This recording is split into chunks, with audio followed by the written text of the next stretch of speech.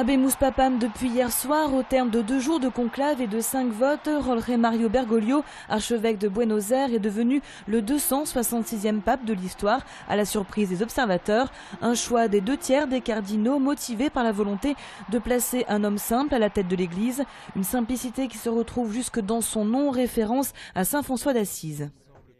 Il saura se choisir les collaborateurs vigoureux qui connaissent bien le monde romain ou l'organisation de la curie romaine pour y apporter les réformes ou la simplification qui sont nécessaires.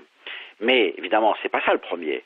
Le pape, c'est pas d'abord un gouverneur ou un gouvernement ou un chef d'État, c'est d'abord un pasteur. Et donc ce dont notre Église a besoin, c'est une parole évangélique forte qui nous amène à aller de l'avant et à obéir à l'ordre de Jésus. C'est un grand spirituel d'abord, je crois que c'est la première des choses, et puis c'est un humble pasteur. Je crois que tous les médias aujourd'hui s'accordent à le dire. C'est un homme qui vivait dans un appartement tout simple, qui prenait le bus, qui prenait le métro. Prêcher et réformer, c'est ce qu'attendent les Lyonnais de ce pape venu d'un autre continent, jésuite et proche des pauvres, du changement par rapport à l'ancien pontificat. Tout ce qui est capote, etc., l'ancien pape n'avait pas fait les choses comme il faut, on peut dire. Voilà, peut-être à ce niveau-là que ça change un peu. Et quand même de penser à moderniser quand même un petit peu certains points de l'Église. Surtout le mariage des prêtres, des choses comme ça. Voilà. J'attends qu'ils mettent de l'ordre dans la curie et qu'ils réforment l'Église. Des réformes à découvrir dans les prochains mois de la part de ce pape conservateur sur les sujets de société, mais progressiste en matière sociale.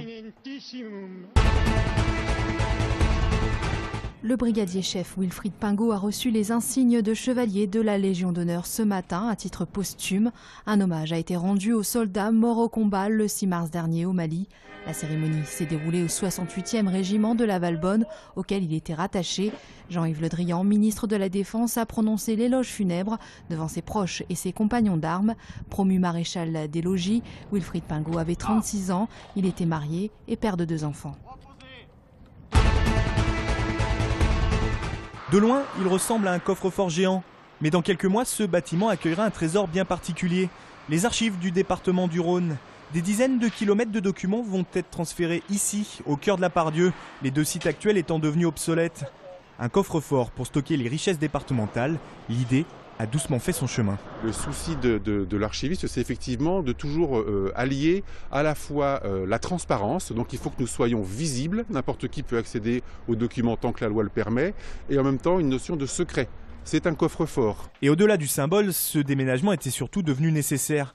Actuellement, les conditions de conservation des archives ne sont pas idéales.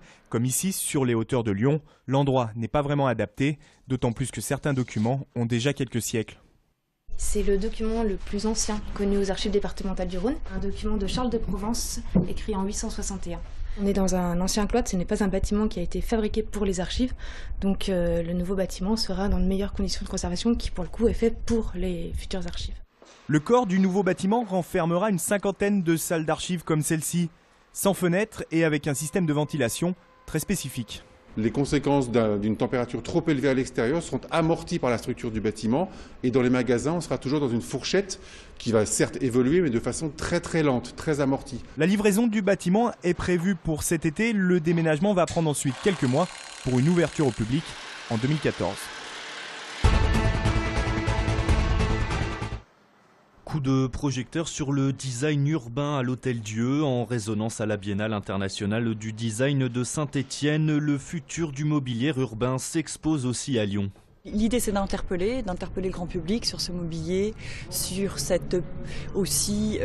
nouvelles visions de voir la ville. Aujourd'hui, nous présentons un certain nombre de projets qui sont tout à fait envisageables, qui pourraient tout à fait s'inscrire dans la ville de demain. Ainsi, pourquoi ne pas imaginer à l'avenir des trottoirs pots de fleurs ou encore un banc galet? Je voulais essayer d'aller un peu plus loin que le simple banc urbain, mais plutôt comme un espace d'évasion dans la ville, un côté un peu naturel et minéral dans la ville. Mais alors dans des villes en perpétuelle mutation, quels seront les changements de demain? C'est le téléphérique. Le téléphérique urbain est la solution de transport collectif la moins coûteuse qui existe. Et dans une ville comme Lyon, avec ses collines, c'est une solution évidente pour pallier finalement l'engorgement des tunnels. Lyon City Design, c'est jusqu'au 17 mars à l'Hôtel-Dieu.